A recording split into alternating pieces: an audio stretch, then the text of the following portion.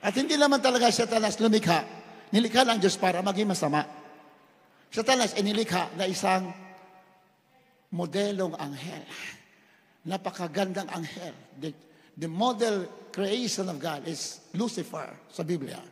Hindi siya nilikha na maging masama. Pinili niya kasi maging masama. Malapakan natin, malapakan. Amen? Siya ay nilikha na napaganda, napakabanal, na makamatuwid, righteous and holy. Ngunit, dumating ang araw na siya'y napuno ng kanyang kapalaluan sa kanyang puso. So, gano'n ang Diyos. Lahat ng tao, nilikha niya na mabuti. Pero bakit marami masama? Kasi nga, maraming tao naniwala sa udyok ng kalaban ng Diyos. Pero pinagpala tayo dahil tayo'y naniwala sa gospel, tayo nilinis at pinatawad, tayo naging matuwid sa harapan ng ating mahal na Panginoon. Amen? Yan. At hindi nila nalalaman hanggang sa dumating ang paggunaw at sila'y tinangay na lahat. Tinangay ng ng tubig.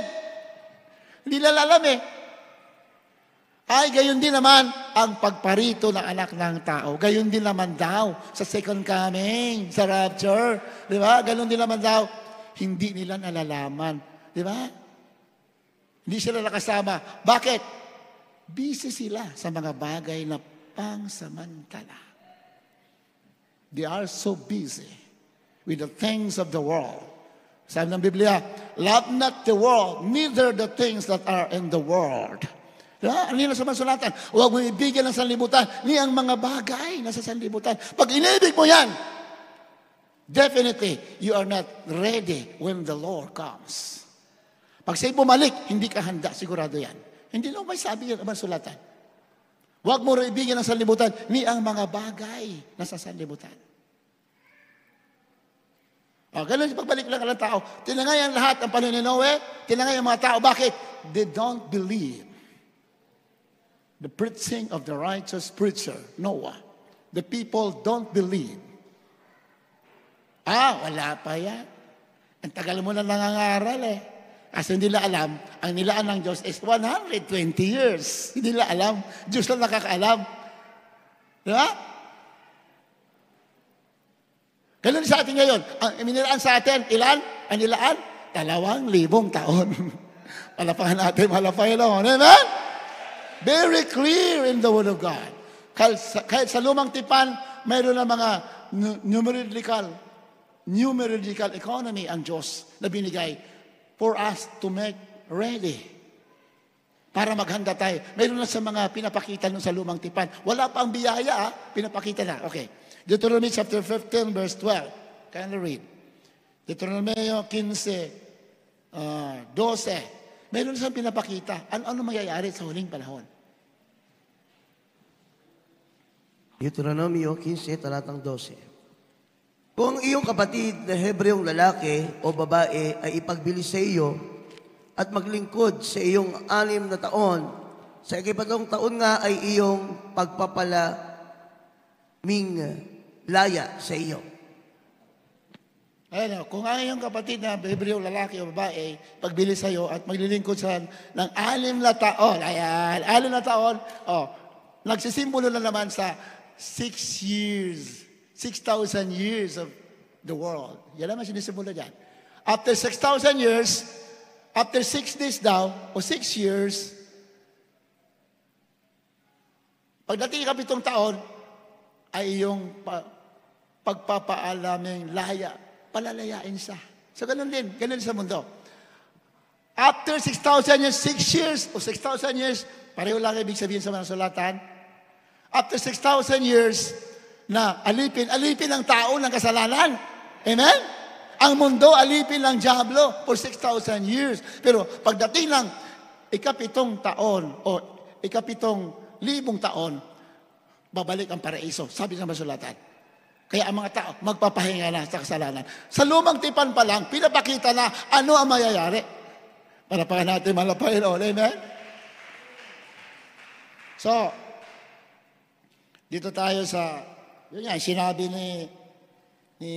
doon nga sa sinabi ni Prophet Hosea, doon tayo sa 6:1-2, di ba? After 2 days, He will revive us. Sa 2. Pagkatapos ng 2 araw, muling bubuhayin na tayo. Ibig sabihin, pagkatapos ng 2,000 taon, yung mga tao ay bubuhay. Ibig sabihin, kasi babalik siya eh. Babalik siya. Yun talaga tinutukoy dyan. Sa 3 araw, ibabangon na tayo at tayo mga buhay sa harap niya. 3 araw, that is kasi ang biyaya, sa huling, ang binigay na biyaya sa mga hentel ay 2 araw o 2,000 taon. Ang tanong, 2,000 taon na ba? Mula na ating mahal na Jesus ay na-crucified sa krus ng Kalbaryo. Pinako, 2,000 taon na ba? 2,000 taon na. Palapakan natin, malapit. Magkakamali ba yan? Magkamali ba yan? Inamahal? Kaya, nung sasabi na, saan na ang pangako ni sa ibabalik, mapapahiya kayo. Kasi, hindi magsinungaling ang salita ng Diyos. Heaven and earth will pass away, but the words of God shall never pass away. Amen? Kaya, alisin ninyo kayo mga kababayan natin, mga hindi naniniwala, mga scoffers, mga magtutuya, magsisisi kayo, katulad ng panahon ni Noe. Because the Lord is not slack. Kung sinabi niya, yung pangako niya, gagawin at gagawin niya. Amen? Ang haba kaya ng delay, 2,000 taon. Ang haba kaya. Yeah? Hindi naman 2,000 taon, ang haba niyan. Pero pagdating ng itinakda na panahon, pagdating ng 2,000, gagawin at gagawin niya ang ipinangako niya. Yan, sa Hosea. Pagdating 3 araw, ibabangon na ito. 3 araw, 3,000 taon. Kasi nga, yung 2 araw, biyaya yon. Yan ang grasya. 2,000 taon doon. From Adam to Noah. Adam sa dilubyo, 2,000 taon. Katapos ni Adan likhain, magbilang ka 2,000 taon, nagkaroon na dilubyo. Magbilang ka 2,000 taon. From creation to Adam, to Noah, magbilang ka ng 2,000 taon, nagdilubyo. Magbilang ka ulit 2,000 taon mula sa dilubyo hanggang sa pagpunta naman ng Kristo. Hanggang pagpunta niya dito, magbilang ka ulit 2,000 taon din. Dumating ang Savior, our Lord Jesus Christ. Yun ang numerical economy sa Biblia. Magbilang ka ulit 2,000 taon mula nung siya'y pinanganak. Second coming. 2,000 taon ulit yan. So, ang binigay sa atin, sabi sa Hosea, ay 2 araw, 2,000 taon. After 2,000 taon, yun na yung 1,000 taon na paghahari ng ating malapay noon sa mundo. Sabi niya, ibabangon niya tayo sa 3 araw at tayo mga bubuhay sa harap niya. Wala nang kamatayan sa millennium. Palapakan natin, malapay noon. Amen? Lahat na nakasama sa rapture at bababa rito at kasama maghari ng 1,000 taon sa mundo. Garden of Eden will be restored. Paradise will be restored. Ibabalik lahat yung nawala. Lahat ng nakasama sa rapture at titira, wala ng kamatayan. Palakpakan natin, malapit. Kaya ba natin yan isugal, yung mga pangako na yan? Kaya ba natin ipagpalit sa mga bagay dito sa mundo? Diba?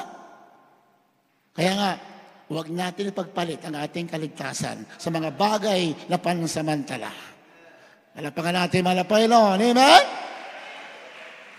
Hindi masama maghanap buhay, hindi masama mabuhay sa mundo. Pero huwag mong kalimutan yung pinakamahalaga, mga bagay na espiritual. Hallelujah! Praise the Lord! So, no more delay. No more delay pag dumating na ito. Ito lang, no more delay. Revelation chapter 10, verse 5 up to 6. Pag dumating na yan, no more delay. Apocalypse 10, 5 to 7. Apokalipsis 5, 6 hanggang 7. At ang anghel na aking nakita nakatayo sa ibabaw ng dagat at sa ibabaw ng lupa ay tinaas ang kanyang kanang kamay sa langit. At ipinanumpa yung nabubuhay pakilang kailanman na lumalang ng langit at ng mga bagay na naroon at ng lupa at ng mga bagay na narito at ng dagat at ng mga bagay na narito na hindi na magluluwat ang panahon. kundi sa mga araw ng tinig na ikapitong anghel, pagka malapit nang siya'y humihip kung magkagayoy ay ganap ang hiwaga ng Diyos, ay sa mabubuting balita na kanyang isinaysay sa kanyang mga alipin na mga propeta. Sa-isahin natin, thank you. Sa 5, at ang anghel na aking nakita na nakatayo sa ibabaw ng dagat at sa ibabaw ng lupa ay tinaas ang kanyang kanang kamay sa langit. Kung umpisa natin ang basa niya, minamahal, walang ibang tinutukoy dyan, kundi si Jesus Christ, ang ating Panginoon. Hallelujah! Praise the Lord! At tinutukoy dyan, wala ibang Panginoon. Ayan. Bakit na nasabi natin na siya yung anghel na yan? Nag-represent siya o he manifested as an angel. Marami naman sitwasyon na ganyan sa mga sulatan na ang Diyos nagkatawang anghel. Ayan, sa 1, para masigurado tayo kung sino yung anghel na yan. Dahil pag nakita mo na yan, wala lang delay. Amen. Wala lang delay. Hindi na madidelay yung pangako niya na misteryo. Anong misteryo? Malalaman natin mamaya. At nakita ko ang ibang malakas na anghel na nanaog mula sa langit na nabibihisa ng isang alapaap at ang baghari ay nasa kanyang ulo at ang kanyang mukha ay gaya ng araw at ang kanyang mga paa ay gaya ng mga haliging apoy. Anghel daw, pero nabibihisa ng alapaap. Diba? At ang baghari ay nasa kanyang, mayroong baghari. Ano ba yung baghari? Rainbow. May baghari sa kanyang ulo. Ano ba nangyari sa lumang tipan nung dinilubyo ng mundo kay panahon ni Noah? Nung si Noah ay naghandog ng mga mabangong alay na amoy, usok ng hayop na kayang sinunog at tinaalay. Diba? At nung nakita ng mahal na Panginoon na lahat ng tao ay nalipol, ang natira naman si Noah at kanyang pamilya, nung naghandog si Noah, anong sabi ng Diyos? Hindi ko nalilipulin muli ang mundo sa magitan ng tubig. At sabi ng Panginoon, ito ang aking kasunduan sa tao at sa akin. This is my covenant between me and the people of the world. This is my covenant. Ito ang aking pangako. Hindi ko na muling gugunahin ang mundo. Lilitaw ang baghari. Palapakan natin, palapakan. Di ba? May baghari. Ano, yan. Baghari, lilitaw. Yun ang palatandaan na hindi na magkakaroon ng worldwide flooding. Wala lang baha na gugunaw sa mundo. May mga baha man ngayon, isolated lang, di ba? Kanya-kanyang lugar, katulad sa Dubai. Diba? Kita niyo yung Dubai ngayon, binabaha eh. May mga baha ngayon, isolated, kanya-kanya. Pero wala na yung pangkalahatang buong mundo na baha. Wala na yun. Dahil pinangako ng Diyos yan. Nung lumitaw yung baghari, sabi niya, hindi ko na muling gugunawin. Wala lang universal flooding. Wala lang dilubyo na pang buong mundo. Wala na. Hiwa-hiwala lang ang pagbaha. Diba? Yun, ang baghari ay nasa kanyang ulo. So, baghari. Ibig sabihin, yung bumaba na anghel, may nakita baghari, malalaman mo na, hindi anghel yun, Diyos talaga yun. Kasi ang Diyos ang nagbigay ng kasunduan, may baghari. Alapahan natin, alapahan, no? Amen? So, doon mo malalaman na hindi anghel yan. Diyos talaga ang iyong anghel. Walang ibang Diyos kundi ang ating mahal na Panginoon Jesus. So siya yan na nagkatawang anghel kasi may baghari sa ibig sabihin, siya yung nangako doon sa lumang tipan na hindi ko na gugunawin ang mundo. Kamitan ng baha. At ang kanyang mukha ay gaya ng araw. Apokalipsis 1, makikita mo, si Jesus Christ ang mukha ay katulad ng araw. Napakaliwanag, hindi matitigan. Palapakan natin, mahal na Panginoon. Amen? At ang kanyang mapa ay gaya ng mga haliging apoy. Nandiyan yan sa Apokalipsis na kasulat. 2. At may isang maliit na aklat. Hindi na yan. Diretso natin sa 5. So siya ang bumaba. At ang anghel na aking nakita nakatayo sa ibabaw ng dagat at sa ibabaw ng lupa ay tinaas ang kanyang kamay sa langit. Ayan. Yung anghel daw, o ang mahal na Panginoon, nakatayo sa ibabaw ng dagat at sa ibabaw ng lupa. So that is symbolical. Ibig sabihin, tumayo siya sa ibabaw ng lupa, sa ibabaw ng dagat. Sa Biblia kasi, panahon ni Abraham, sabi ng mahal na Panginoon, ikutin mo yung lupain ng Kanaan, lahat ng apakan ng paan na lupa, magiging iyo. Palapakan natin, magiging iyo. Everything, every soil, every ground that your feet shall tread upon shall be yours. Lahat ng apakan ng paa mo, magiging iyo. Kaya umikot na kayo dyan, wala mga lupa. Apakan nyo na lahat yan, wala mga lupa dyan. Sumampalataya ka, malapit mo, akin na to. Magiging iyo yan. Malapakan natin. Amen? Eh, sinabi ng Biblia, magsinungaling ba malapit noon? Lahat ng apakan ng paa mo, huwag mo apakan na puro apak-apak. Habang umaapak ka, nagpupuri ka, nananampalataya ka, inaangkin mo, talaga nga magiging iyo yan. Di ba? Alam mo, ang Diyos may-ari lahat ng bagay, nasa iyo lang. Isabuhay mo lang anong kanyang salita. Lahat kaya ibigay ng Diyos sa'yo.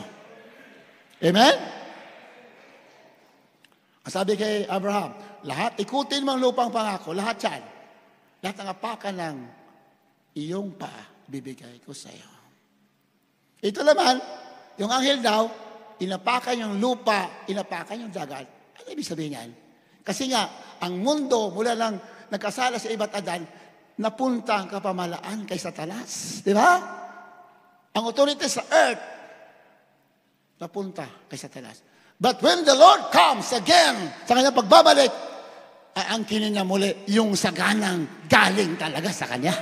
Palapakan. Hallelujah! Praise the Lord! Sino ba ang original na may-ari ng earth? Sino? Walang iba. Ang ating malapit ni Jesus, muli niyang ibabalik sa kanya. Everything na nawala ay ibabalik. Kahit yung mga Kristiyano, yan ang Diyos. Kahit yung mga nawala ng pagpapala mo, basta may panampalataya ka, kaya ibalik ng Diyos sa'yo. Kasi maraming Kristiyano ako nakilala, nawala ng pagpapala. Oo, nakakalungkot. Dati silang pinagpala, nawala yung pagpapala. Bakit? Inagaw ng kaaway. Anong instrumento ng kaaway para agawin ng pagpapala? Kasalanan. Tutuksuhin ka. Pag nadala ka ng tukso, yung pagpapala mo mawawala. Pero, kaya muli ibalik ng Diyos sa'yo yan. Di ba? Magsumikap ka, magsisi ka, maglingkod ka uli ng totoo, ng husto, your blessing will be restored to you. Ibabalik. Ganun ang Diyos. Kahit kalusugan natin, yan, ang problema ka sa kalusugan mo, kaya i-restore ng Diyos yan. Hallelujah! Amen!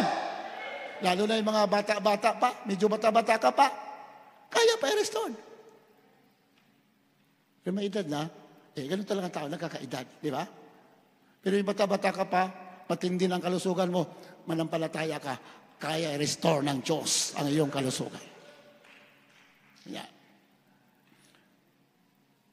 Yan. At ang anghel na aking nakita na nakatayo sa ibabaw ng dagat at sa ibabaw ng lupa, itinaas ang kanyang kamay sa langit. Sa S, ano sabi dyan? At ipinanumpay yaong nabubuhay magpakailan-kailan man, na lumalang ng langit at ng mga bagay na naroon, at ng lupa at ang mga bagay na rito, at ng dagat at ang mga bagay na rito, na hindi na magluluwat ang panahon. Hindi na magluluwat. Sa English, no more delay. Hindi na magluluwat. No more delay. Hindi na delay. Amen? Ang tawag dyan, fullness of time. May tinakda na matutupad lahat ang mga sinabi ng mahal na Panginoon. All His promises will come true. Matutupad lang in the fullness of time. Nasa fullness of time na ba tayo? Nabuo na ba yung panahon na pinangako ng Diyos? Yes, we are already in the fullness of time of the promise of God. Hallelujah! Praise the Lord! Kaya nga, pag nasa fullness of time na raw tayo, hindi na raw madedelay ang pangako niya na na kanyang pagbabalik. Palapakan natin, malapay lang. Amen? Katulad ng binasa natin kanina sa 2 Pedro, kasi sabi ng iba, hindi, ganun pa rin. Ang sabi, babalik. Bakit wala pa? Hindi pa kasi dumating yung fullness of time. Dumating na ang fullness of time. Muli niya angkinin yung inagaw ng dyablo na kanyang pag-aari. Pati nga tao, inagaw ng dyablo eh. Samantala ang Diyos ay may-ari. Lahat yan. Inagaw. Ginawang masama. Diba? Nawala sa presensya ng Diyos. Pero there would be a time that He will conquer. He will restore. Pati earth na inagaw, ibabalik niya sa paraiso na yun ang kanyang talagang nilikha. Amen?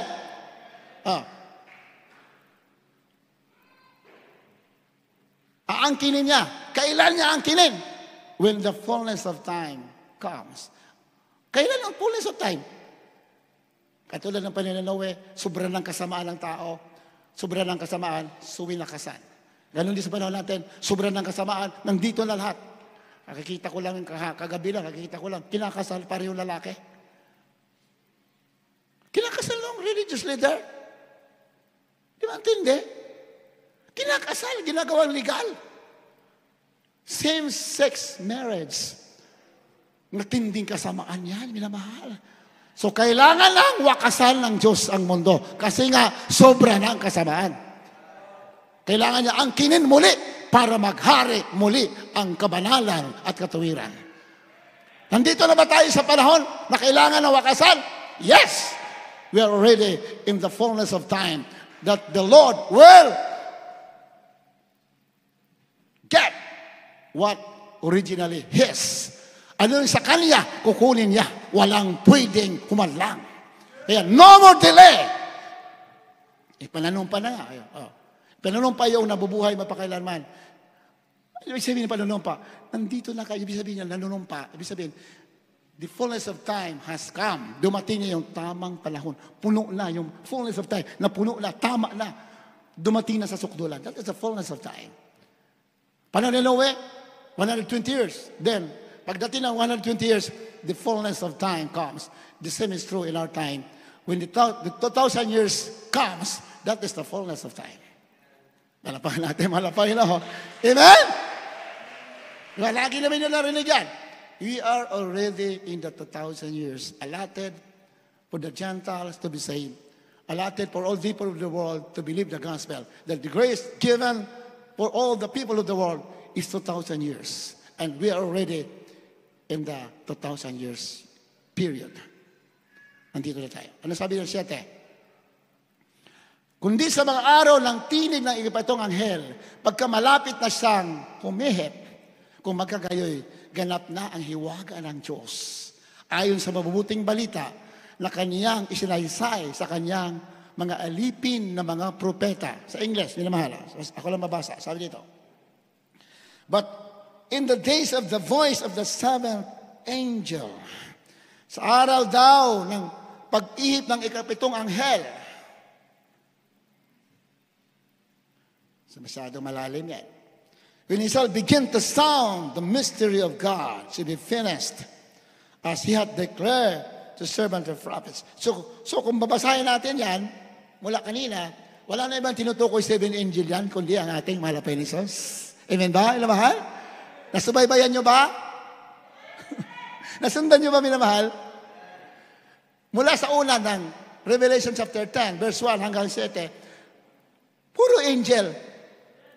Sino yung angel? Walang iba. Ang ating malapin yun, siya yung angel. Siya yung Diyos na katawang anghel. Pero sinabi sa 7, when the seventh angel began to sound. Ayan. Kung ang tinig ikapitong anghel, magsimula na siyang umihit ng kanyang trumpet, pag sinabing trumpet, that is warning. Palapakan natin, palapakan. Paalala! Babala sa mga tao. Di ba? Pag nasimula sa mihip, kung magkagayoy, magaganap o ganap na. Ang sabi ito. The mystery of God should be finished. Ang misteryo daw ng Diyos ay matatapos.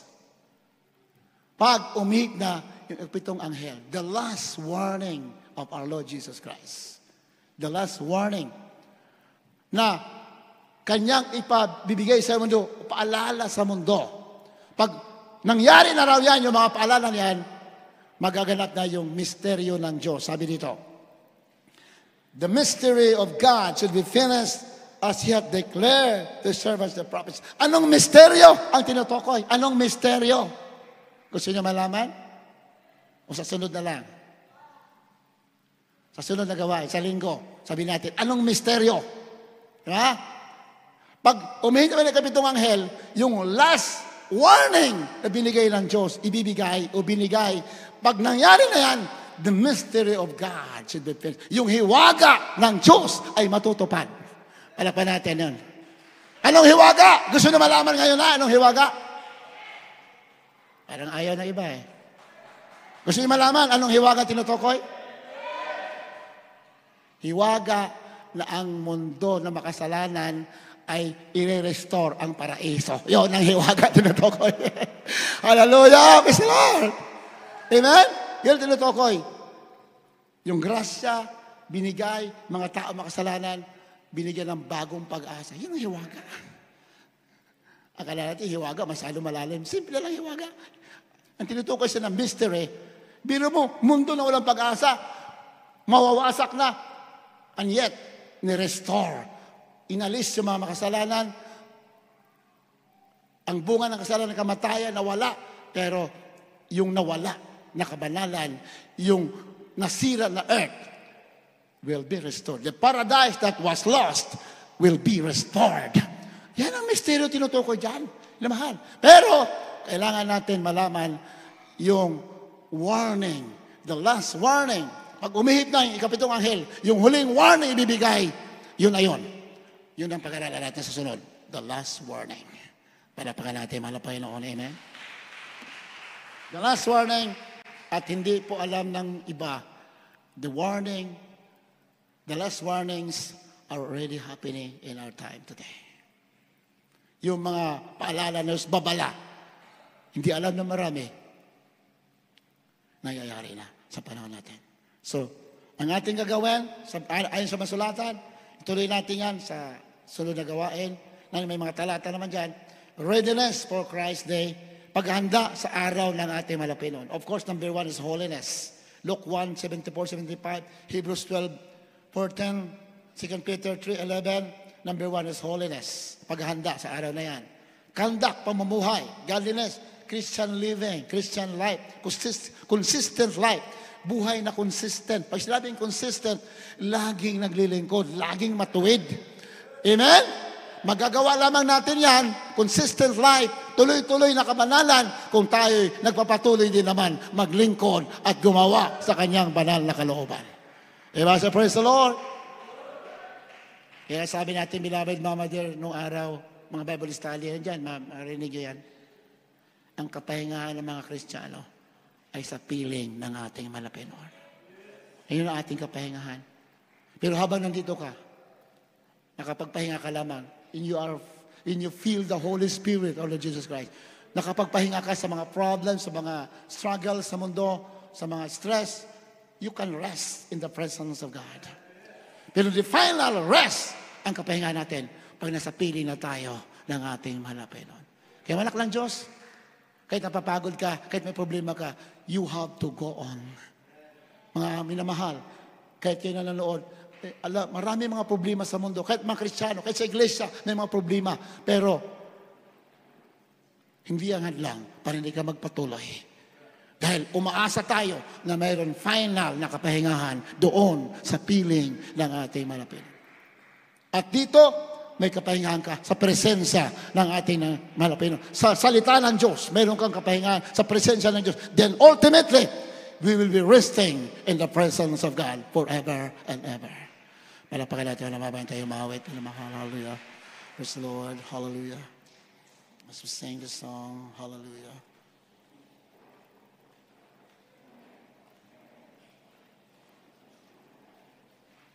Halika, lumapit ka. Habang ginawit na ito, sa ating mga kababayan, mahal, halika, lumapit ka. Lumapit kayo sa ating malapit. Those who are in trouble, those who are in difficulties of life and problems, come and rest in the presence of God.